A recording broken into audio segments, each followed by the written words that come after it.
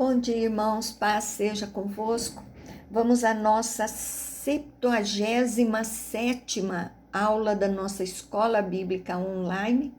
Espero que você esteja gostando, você esteja sendo poderosamente abençoado por estas aulas. Então, curta, compartilhe, envie para amigos, familiares, para que eles também possam conhecer o nosso Jesus. Então, a aula passada, nós ali estamos falando de Paulo, onde Festo fala para o rei Agripa de que ele não tem nada que desabone a Paulo. Então ele percebe que ali tem um mover ali por trás de tudo isso, alguns judeus querendo derrubar Paulo, e então agora nós vamos ver Paulo discursando diante do rei, falando com o rei Agripa. Então, abra sua Bíblia, nós estamos estudando o livro de Atos dos Apóstolos, capítulo 26, versículos 1 e 2.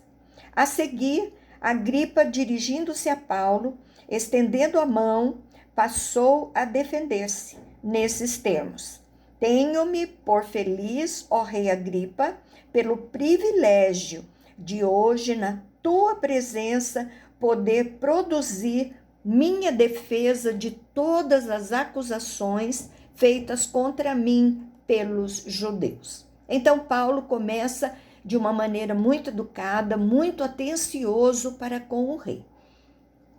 Verso 3 e 4, normalmente, porque és versado em todos os costumes e questões que há entre os judeus, por isso eu te peço que me ouças com paciência. Quanto à minha vida, desde a mocidade, como decorreu desde o princípio entre o meu povo e em Jerusalém, todos os judeus a conhecem. Então o rei Agripa era judeu, ele conhecia muito bem as leis judaicas, apesar de trabalhar para o Império Romano. Então, Paulo fala, demonstrando que desde jovem estava trabalhando em favor dela, da comunidade judaica. Então, jovem ativo e não baderneiro. Versos 5 e 6, pois, na verdade, eu era conhecido deles desde o princípio. Se assim o quiserem, testemunhar, porque vivi fariseu, conforme a seita, mas severa da nossa religião. E agora estou sendo julgado por causa da esperança da promessa que por Deus foi feita a nossos pais. Então, o fariseu era um grupo que conheciam as leis judaicas, e buscavam praticar essas leis. E Paulo vai começar a falar um ponto que o rei e o governador poderiam acusá-lo de estar montando uma nova religião. Então, isso ele não podia fazer, o que era proibido pelo Império Romano.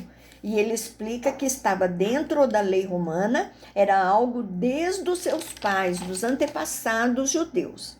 Versos 7 e 8, a qual as nossas 12 tribos, servindo a Deus fervorosamente, de noite e de dia, almejam alcançar, e no tocante a esta esperança, ó rei, que eu sou acusado pelos judeus. Porque se julga incrível entre vós que Deus ressuscite os mortos? Então, as 12 tribos eram a nação de Israel, e Paulo diz que existem muitas promessas de Deus, E os judeus estavam ali esperando que se concretizassem. Então, por exemplo, a vinda do Messias, que a promessa já estava no Antigo Testamento. Então, Paulo retoma a principal acusação, que é a de pregar a ressurreição dos mortos, especificamente Jesus Cristo. Então, Paulo não quer só se defender, ele quer testemunhar de Jesus. Não importa a ocasião que você esteja vivendo, aproveite a oportunidade e fale de Jesus. Verso 9 e 10, Na verdade, a mim me parecia que muitas coisas devia eu praticar contra o nome de Jesus o Nazareno. E assim procedi em Jerusalém.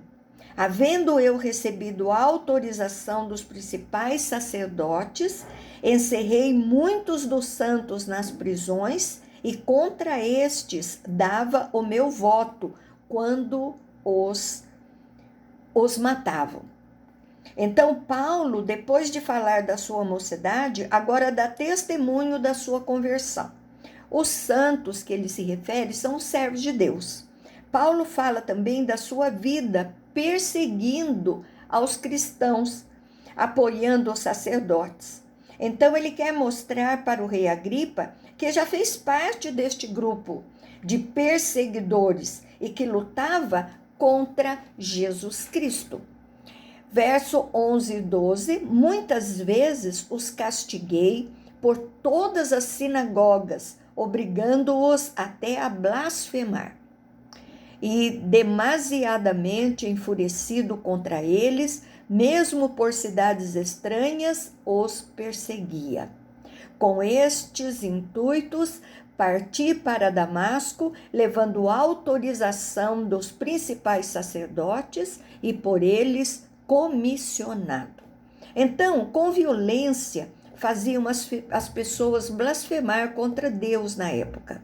Paulo quer demonstrar para o rei Agripa que ele já foi do grupo que está acusando a ele, né? Os sacerdotes e líderes dos judeus não podiam negar estas informações.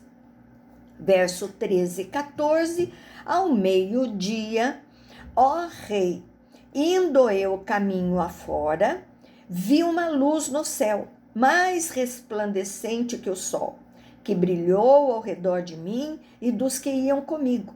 E caindo todos nós por terra, ouvi uma voz que me falava em língua hebraica: Saulo, Saulo, por que me persegues? Dura coisa é recalcitraste contra os aguilhões. Então, Paulo destaca que não é confusão mental pelo horário. É a terceira vez de Paulo relatando a sua conversão, né? Recalcitrares contra os aguilhões, o aguilhão era uma vara de ferro usada para conduzir o gado. Então, cutucar é o que dava trabalho, né, ao projeto ali. Recalcitrares é dar coice na ponta do aguilhão. Então, é murro em ponta de faca, né? Vamos traduzir para nós. Não era necessário, porque cada coice se machucava mais.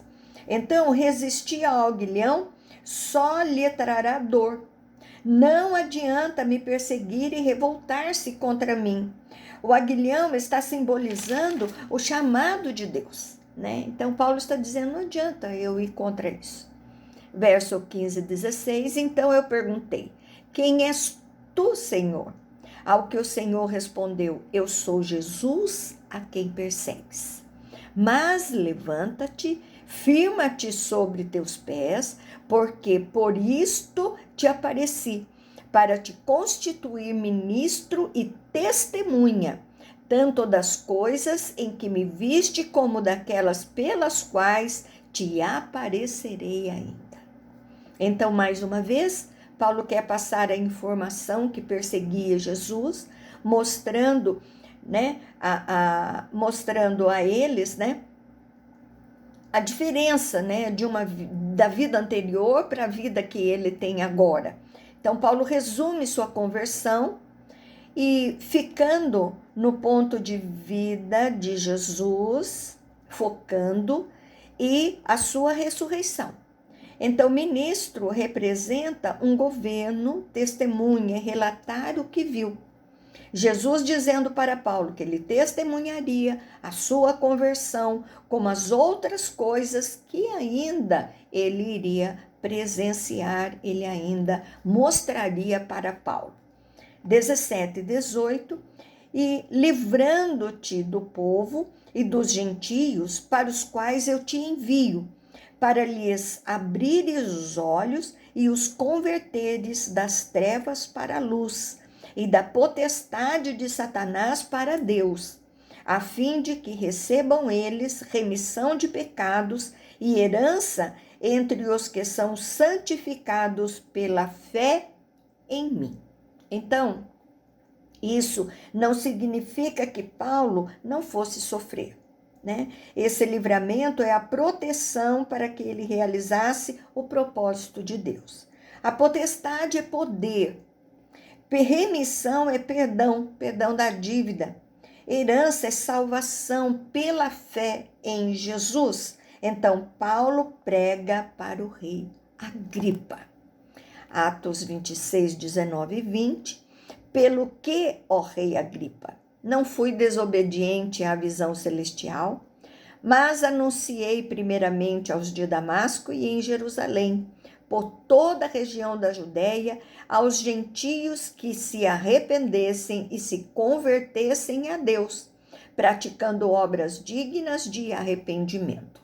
Então, Paulo fala do seu ministério, que ele obedeceu a Jesus, ao chamado, demonstra que está obedecendo à ordem de Jesus e que não é culpado de nada. Verso 21 e 22, por causa disto, alguns judeus me prenderam, estando eu no templo, e tentaram matar-me. Mas, alcançando o socorro de Deus, permaneço até ao dia de hoje, dando testemunho, tanto a pequenos como a grandes, nada dizendo senão o que os profetas e Moisés disseram haver de acontecer.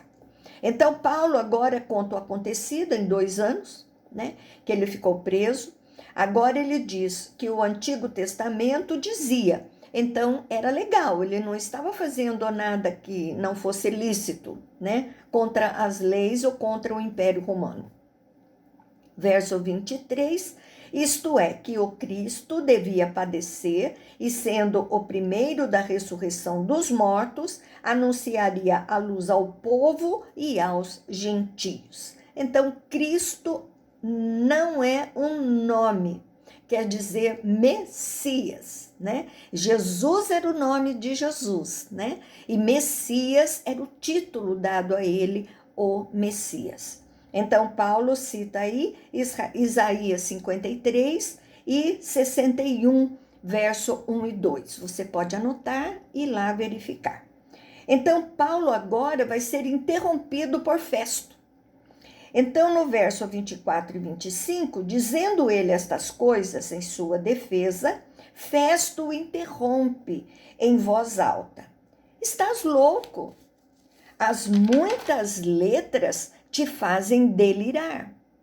Paulo, porém, respondeu, não estou louco, ó excelentíssimo Festo. Pelo contrário, digo palavras de verdade e de bom senso.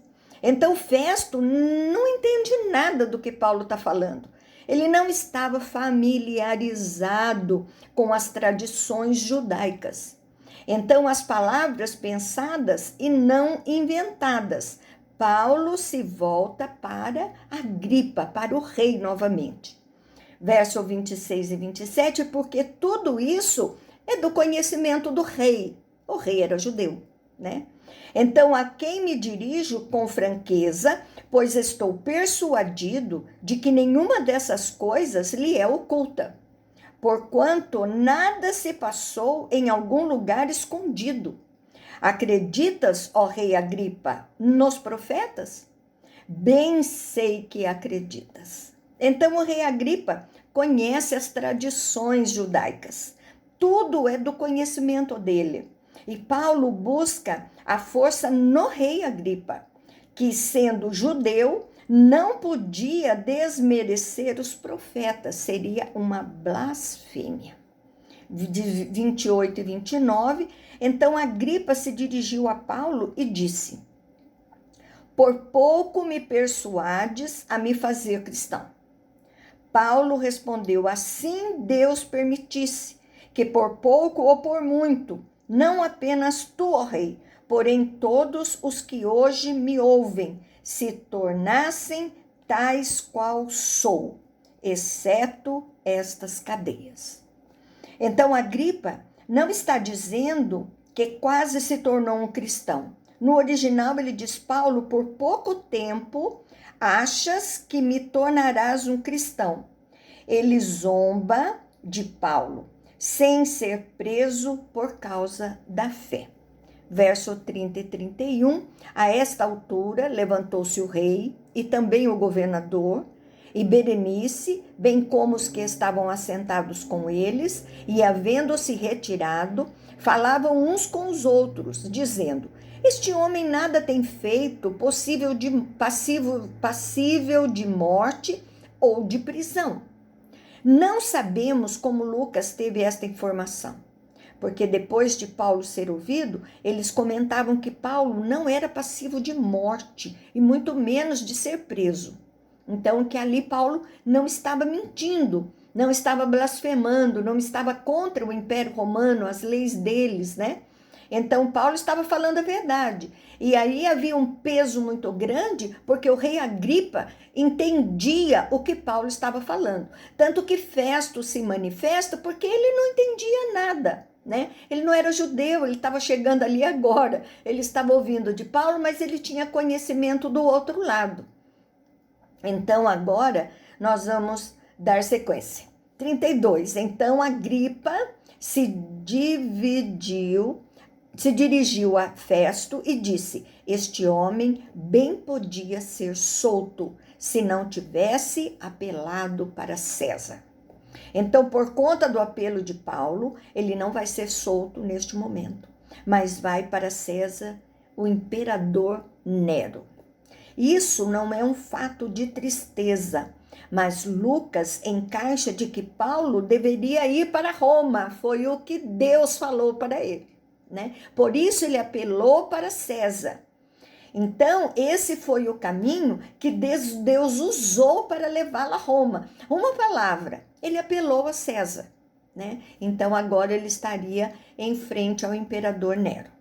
Então, quando estudarmos as cartas de Paulo, principalmente as da prisão, né, que vão ser escritas na prisão em Roma, nós vamos entender todos esses momentos aí que Paulo viveu. Nós vamos agora à nossa próxima aula, um outro capítulo, né? Nós vamos para o capítulo 27. Agora, Lucas vai narrar o julgamento de Paulo feito por Festo e Agripa. Então, Paulo agora vai para Roma. Atos 27, verso 1 e 2.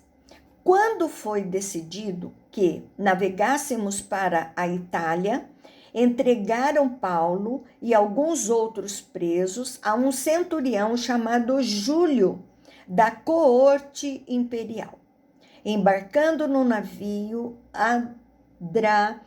Adramitino, que estava de partida para costear a Ásia, fizemo-nos ao mar, indo conosco Aristarco, macedônio, de Tessalônica.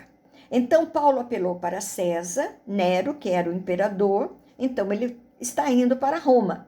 Centurião era líder de 100 homens e Adramitino era um ponto da Ásia, era um lugar, né? Verso 3 e 4, no dia seguinte chegamos a Sidom, e Júlio, tratando Paulo com humanidade, permitiu-lhe ir ver os amigos e obter assistência. Partindo dali, navegamos sobre a proteção de Chipre para serem contrários os ventos. Então, era comum neste barco misto carga e pessoas, né?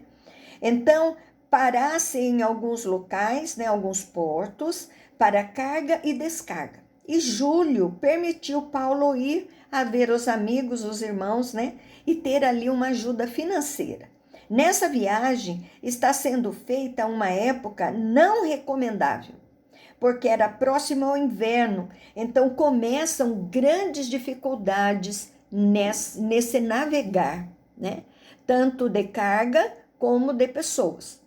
versos 5 e 6.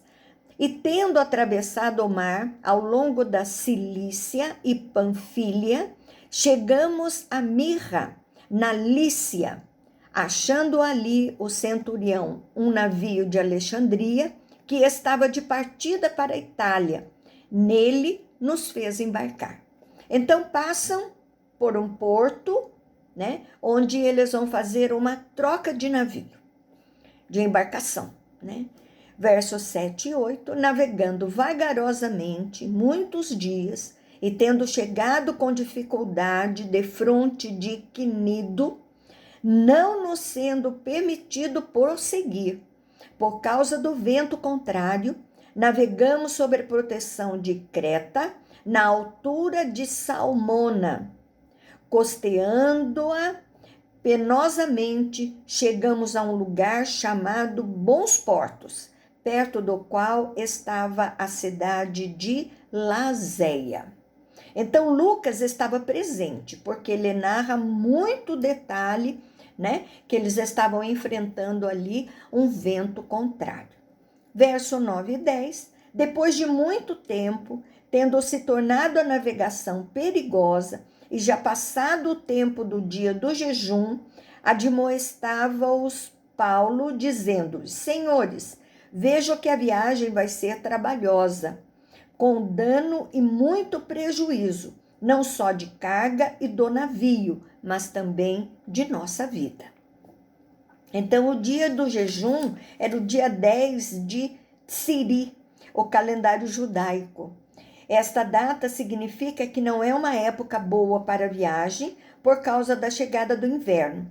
Paulo fala com a liderança do navio que não era bom prosseguir a viagem. Ele entendia muito bem, né? 11, 12, mas o centurião dava mais crédito ao piloto e ao mestre do navio do que ao que Paulo dizia. Não sendo o porto próprio para invernar, a maioria deles era de opinião que partissem dali, para ver se podiam chegar a Fenície e aí passar o inverno, visto ser um porto de Creta, o qual olhava para o nordeste e para o sudeste. Então, o piloto e mestre talvez já tivessem enfrentado essas dificuldades. Então, o centurião dava mais importância ao que eles diziam do que a Paulo dizia. Então, agora eles vão enfrentar ali uma grande tempestade. Verso 13 e 14, soprando brandamente o vento sul, e pensando eles ter alcançado o que desejavam, levantaram âncora e foram costeando mais de perto a ilha de Creta. Um tufão de vento chamado Euroaquilão desencadeou-se do lado da ilha, mas não muito depois. Euroaquilão é um tipo de vento que gerava ondas muito altas no mar Mediterrâneo e sopra o barco para fora do seu objetivo, então, da sua rota, né? Verso 15 e 16, e sendo o navio arrastado com violência, sem poder resistir ao vento, cessamos a manobra e nos fomos deixando levar. Passando sob a proteção de uma ilhota chamada Cauda, a custo conseguimos recolher o bote. Então chega um momento onde não dava mais a direção ao navio e eles se deixam ali ser levados pelo vento. Verso 17 e 18, e levantando este, usaram de todos os meios para cingir o navio, e temendo que dessem na Sirte, amarraram os aparelhos e foram ao léu. Açoitados severamente pela tormenta, no dia seguinte já aliviavam o navio. Então, cingir o navio é usar os equipamentos para o navio não ser destruído. Então, na dificuldade, eles passavam cordas ao redor do navio para fazer uma amarração, segurar a estrutura. Ciste era um banco de areia que tinha naquela região. E ao léu, né, era ser levado ali sem direção. Então, eles jogavam carga fora. Eram medidas para poder enfrentar a tempestade. Amém? Vamos parar aqui hoje, vamos ficar por aqui. Espero que você esteja gostando, né? Esta parte é uma parte muito gostosa de se falar, todo esse falar de Paulo, né? Falar com o rei, falar com o governador, agora ele vai ao imperador, né? Vai a um patamar mais alto, uma autoridade mais alta, vendo cumprida na sua vida aquilo que Deus falou para ele, você vai a Roma. Então ele nem vai morrer afogado nessa confusão toda aí, nessa tempestade, porque nós já conhecemos, né, um pouco dessa história. Amém? Que você tenha aprendido bastante. Espero que você comente alguma coisa, né? Fale aí conosco. Não deixe de estar aí aprendendo mais e mais da palavra de Deus. Então, tenha um excelente domingo com seus familiares, com Jesus, né? E um beijo grande no seu coração.